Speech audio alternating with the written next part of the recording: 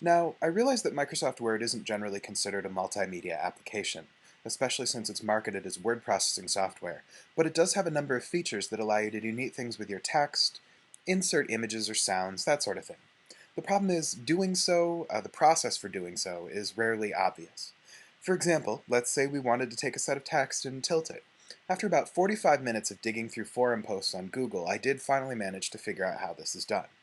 Now first we have to make a text box, but it can't just be a text box the way you would normally use one. You need a word art text box. So we'll go into word art, and unfortunately this is going to make us choose some sort of extra formatting for our text.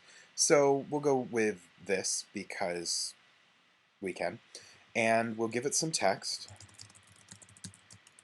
and save. And now, in order to tilt this, we've got to go to the drawing toolbar, and I can never remember where that is, so okay, we'll have help find it for us. And once we have that up, we can go to free rotate right here and drag the corners around. And now we can change the text, the angle of the text, however we see fit.